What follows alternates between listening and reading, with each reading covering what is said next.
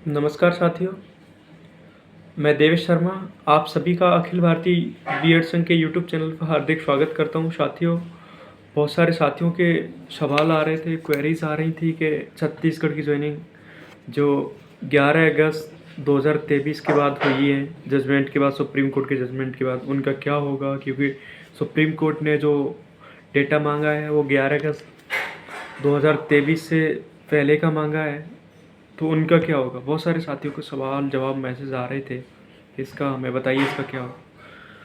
बता दें साथियों, नियुक्ति 11 अगस्त के पहले हुई हो बाद में हुई हो, लेकिन एक प्रोसेस होता है भर्ती का।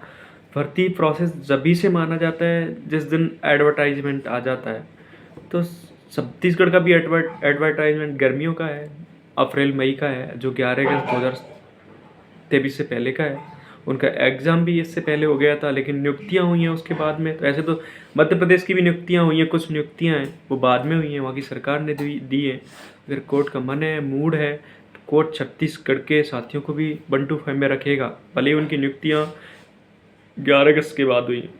ये जजमेंट आएगा जो कि 1 अप्रैल वाला, वो जजमेंट सीधा सीधा आएगा। जिनके एडवर्टाइजमेंट, और ये छत्तीसगढ़ वाले साथी जो लीड कर रहे हैं वो मेरी बात को ध्यान से रखें और इस बात को ज़रूर बताएं कि भर्ती प्रोसेस जब ही से मानी जाती है, जब स्टार्ट मानी जाती है, जिस दिन एडवर्टाइजमेंट आ जाता है। तो उनका एडवर्टाइजमेंट जो विज्ञप्ति है वो 11 अगस्त 2023 से पहले की है, तो उनका भर्ती जब ही से मानी जाएगी, ना कि नियुक्तियाँ ज्वाइनिंग से। मध्य प्रदेश में ज्वाइनिंग नियुक्तियाँ 11 अगस्त के बाद भी हुई हैं। जस्ट 11 अगस्त के 13-14 अगस्त में उनकी लिस्ट आई थी, तो उनकी नियुक्तियाँ बाद में हुई हैं। तो ऐसा कुछ नहीं है कि आपकी नियुक्तियाँ नहीं बचेंगी, आपकी नियुक्तियाँ बचेंगी। प्रयास करना पड़ेगा। आप किसी सीनियर एडवोकेट को उतारिए, वहाँ पे इस बात को रखवाइए कि भर्ती प्रोसेस उसी दिन से मानी जाती है जिस दिन एडवर्टाइजमेंट आ जाता है। तो उस पर आप अपने एडवोकेट से वो चर्चाएँ करें, वो इस बात में क्या सलाह देते हैं। वो ज़रूर कोई ना कोई तोड़ निकालेंगे इस बारे में, और मेरे अनुसार तो तोड़ है कि जिनके विज्ञप्ति और भर्ती क्रमांक हैं, जो रोजगार संख्या वो आए हैं एडवर्टाइजमेंट, वो 11 अगस्त से पहले के हैं, वो बचने चाहिए। मैंने आज तक जो भर्तियाँ देखी हैं, सुप्रीम कोर्ट के कई सारे जजमेंट हैं, वो भी यही कहते हैं। तो इस बात का सभी छत्तीसगढ़ के साथी ध्यान रखें, निराश ना हो, लड़ाई मजबूती से लड़ें। और 1 तारीख को जितने भी आपसे जैसा भी सीनियर एडवोकेट उतरता है, उतारना चाहिए आपको, चाहे वो मुकुल रोहतगी हो, हरी साल्वे हो, या फिर CA सुंदरम हो, या कोई भी सीनियर एडवोकेट है जो सर्विस मैटर से रिलेटिव रखता हो, सीनियर एडवोकेट को आपको रखना चाहिए। आपकी नियुक्तियाँ बचेंगी, आपको चिंता करने की ज़रूरत नहीं। मध्य प्रदेश के साथी लगे हुए हैं, बिल्सन और उनकी टीम काम कर रही है। तो जो भी सिलेक्टेड साथी हैं मध्य प्रदेश से, वो अखिल भारतीय बीएड संघ का टेलीग्राम ग्रुप ज्वाइन कर लें, या फिर टेलीग्राम पर @BED सर्च कर लें और वहाँ से आप जुड़ सकते हैं। वहाँ के जाके मध्य प्रदेश के साथियों के मैं नंबर डाल दूंगा, तो वहाँ से आप जुड़ सकते हैं। बिल्सन जो केस लड़ रहे हैं मध्य सुप्रीम कोर्ट के लिए, आप उनसे जुड़ें, उनका सहयोग करें। 11,000 के आसपास जो चयनित हैं मध्य प्रदेश वर्ग 3 में, वो उनकी टीम से संपर्क करें और उनका सहयोग करें। साथियों, ये बहुत ही आपके, ये मानो इसके बाद, ये 1 अगस्त के बाद आपके लिए नो वो आया था Rowlatt Act, no appeal no दलील। तो आपके 1 तारीख के बाद में आपके पास नो अपील नो दलील रह जाएंगी। तो आप अपनी बारी का बात का इंतज़ार ना करें। जैसे मेरे पास कुछ बिहार के साथियों का मैसेज आए थे, बात कर रहे थे कि वो हमारे बिहार की टीम ने बहुत सारा फंड इकट्ठा कर रखा है, 50 लाख के आसपास कितना क्या इकट्ठा कर रहा है, वो रखा है। उन्होंने रखा है कि हम इसको जजमेंट को चैलेंज करेंगे सुप्रीम कोर्ट में। लेकिन मैं साथियों बता दूं, उन सभी साथियों को एडवोकेट उतारना चाहिए, सीनियर एडवोकेट हरीश साल्वे उतारना चाहिए बिहार। क्योंकि 1 तारीख के बाद अगर बाद में आप सोचो कि हम सुप्रीम कोर्ट में जाएंगे, तो आपकी डायरेक्ट याचिका, आपको अगर निकाल दिया जाता है तो डायरेक्ट याचिका खारिज हो जाएंगी। इसके भरोसे मत रहना कि हम बाद में सुप्रीम कोर्ट जाके लड़ लेंगे, हम चयनित हैं, हमारे पास पैसा है। कुछ नहीं होगा। उसके बाद नो अपील नो दलील वाली आपके पास जुर्माना लगेगा। उसके बाद अगर कोर्ट जाते हो तो उसके बाद रेबू वाला रास्ता है। रेबू के आपको पता है कितने % चांस रहते हैं, क्या रहते हैं। तो आप 1 तारीख को आपकी 100% चांस है, उस चांस में आप हर ही साल में जैसे एडवोकेट लेके आइए बिहार के साथी या किसी भी साथी, क्योंकि वहाँ के साथी बोल रहे थे, उन्होंने फंड इकट्ठा किया है, उन्होंने चंदा दिया है, तो बता रहे थे। तो उन सभी साथियों से मेरी रिक्वेस्ट है, वो सीनियर एडवोकेट उतारें। और यूपी के साथी लगे हुए हैं, 69, उनकी काबिल तारीफ है 69,000 वाले साथियों का, जो काम कर रहे हैं, बहुत ही अच्छा काम कर रहे हैं चयनितों के लिए। बिल्कुल जय सिंह अंशुमान, उनकी टीम अच्छा काम कर रही है और अपनी नियुक्तियां बचाने के लिए वो हर तरीके से हाई कोर्ट में, सुप्रीम कोर्ट में प्रयास कर रहे हैं।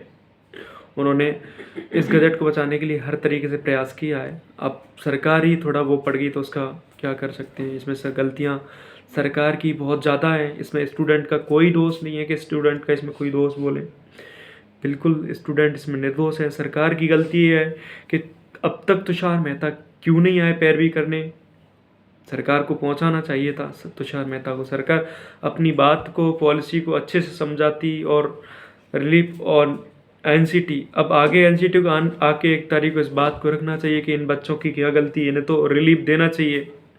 जिन्होंने 2018-23 के बीच में बीएड किया है, 28 जून 2018 नोटिफिकेशन को देखकर उनको तो लाभ दिया जाना चाहिए। उन बच्चों का क्या दोष, वो निर्दोष हैं। अगर उनको ये कोर्स नहीं आता वो तो डीएलएड कर लेते। अगर ये नोटिफिकेशन नहीं आता, कई सारे बच्चों के, कई सारे साथियों के मेरे पास मैसेज कॉल आते हैं, ऐसा नहीं होता देवेश भाई तो हम भी डीएलएड कर लेते। बात तो उनकी सच है।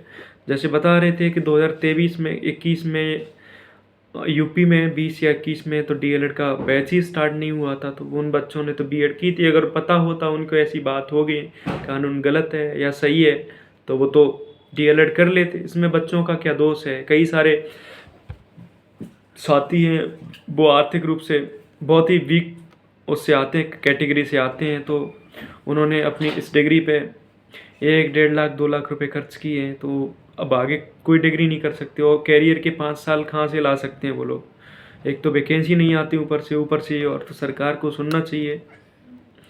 और मैं पहले भी बताया कि सभी साथी अपनी वीडियो ट्विटर पे जाके मुझे टैग करके @देवेश शर्मा RJ वहाँ पे मुझे पोस्ट करें, सरकार तक अपनी वीडियो, अपनी बात पहुँचाएँ। क्योंकि साथियों चुनावी माहौल चल रहा है, तो सरकार के और एक भागीदारी होती है, जन भागीदारी होती है लोकतंत्र में। तो वो जन भागीदारी, एक डॉक्टर राम मनोहर लोहिया इस बात को बताते हैं कि जिंदा कौमें 5 साल इंतज़ार नहीं करती, और लोकतंत्र में अपनी भागीदारी के लिए चाहे सत्याग्रह हो, चाहे सरकार तक हर तरीके से अपनी बातें पहुंचाती। तो आप अपनी बात को सरकार तक पहुंचाने के लिए आपके पास सोशल मीडिया माध्यम है, ट्विटर, जो भी है आपके पोस्ट वहाँ पोस्ट करिए, मुझे भेजिए। तो साथियों अपनी बात को सरकार तक पहुँचाएँ। चुनावी माहौल है, 100-200 पर्चे छपवाएँ अपनी नज़दीकी किसी वहाँ दुकान पे जाके पर्चे छपवा के अपने आसपास चिपका दें पर्चा। जहाँ रैली होती है वहाँ पर्चे बाँटें। 100-200 पर्चे का ज़्यादा खर्चा नहीं आता है, तो वहाँ बाँटें और लोगों को अपनी बात बताएं। जैसी किसी जनप्रतिनिधि को अपनी बात बताएं, जैसी उनके पास ये बात पहुँचेगी तो वो उनको समझ में आएगा कि बच्चे क्यों परेशान हैं। लोकतंत्र में अपनी भागीदारी निभाना साथियों अपना कर्तव्य है। किस तरीके से हम सरकार तक अपनी बात पहुंचा सकते हैं, और ऐसा कहीं लगेगा सरकार को तो इस बारे में सोचेगी कि बच्चों का इसमें क्या दोष है, और ये बात सुप्रीम कोर्ट तक भी पहुंचाएगी तो रिलैक्सेशन मिलने के चांस है। लास्ट टाइम था जस्टिस धूलिया का जिस तरीके से हृदय परिवर्तन हुआ था, और वो देवी शक्ति में बताया भी था कि एक ऐसी मामला हुआ था बीटेक कैंडिडेट का, तो उनको लाभ दिया गया। ऐसा नहीं कि लाभ नहीं दिया जा सकता, लाभ दिया जा सकता है। वो है ना, कोशिश करने वालों की कभी हार नहीं होती। साथियों आप सभी को, हम सभी को मिलकर लड़ना है, और कोई भी अपडेट होगी मैं बताऊंगा। सभी आशाएं ना तोड़ें, जितने भी ऑनगोइंग हैं बिहार, छत्तीसगढ़, सभी साथियों के लिए ये 13 तारीख वाला जजमेंट है, पॉजिटिव न्यूज़ लेके आता है। तो अपने जनप्रतिनिधियों से, सांसद के चुनाव हैं तो ज़रूर मुलाकात करें, ज़रूर इस बारे में बात करें। ऐसे नहीं कि एक आदमी का कर्तव्य है, फर्ज, हर बीएड धारी का कर्तव्य फर्ज है कि वो अपनी डिग्री के लिए कुछ करे, इसके लिए आगे अपनी सरकार के लिए बताए कि हमारा क्या दोष है इसमें। और सर लोकतंत्र एक भीड़ तंत्र है साथियों, अपनी ताकत दिखाएं। 10-20 साथी इकट्ठे हों, अपने जनप्रतिनिधियों से मिलें, बात रखें अपनी, और भी कोई अपडेट होगा तो मैं आपको बताऊंगा। जब तक सभी साथी अपनी आशाओं के साथ रहें, 1 तारीख को जो डिसीजन आता है, कोर्ट का जो मन है उसके अनुसार डिसीजन आता है, तो फिर कुछ ना कुछ आगे क्या रणनीति होगी ऑनगोइंग के लिए या फिर अभी ऑनगोइंग के लिए दे देते हैं। मैं इस रिगार्डिंग एडवोकेटों से चर्चा कर रहा हूँ कि इसमें अलग-अलग एडवोकेट से कि इसमें क्या बात रखी जा सकती है, क्या हो सकता है जिससे ऑनगोइंग को फ़ायदा मिल सके और 2018 से 23 तक जिन्होंने बीएड किया है उनको फ़ायदा मिल सकता है। बिल्कुल, जो भी कानूनी दाँव-पेच होंगे वो सारे खेले जाएँगे, आपको चिंता करने की ज़रूरत नहीं है। आपको सभी साथियों को जोड़ना है, जैसे अपनी आवाज़ ज़्यादा साथियों तक पहुँच सके, तो अपन को चाहे वो ट्विटर ट्रेंड हो या फिर जनप्रतिनिधियों से मिलने की बात हो या फिर कोई भी हो, अपन मिलकर ये सब काम कर सकें। तो अगर आप यूट्यूब चैनल पर नए हैं तो सब्सक्राइब कर लें और शेयर कर दें, उन सभी साथियों तक पहुँचा दें जिन तक अपनी आवाज़ अभी तक पहुँची नहीं है। जब तक के लिए सभी साथियों के लिए जय हिंद, जय भारत। धन्यवाद।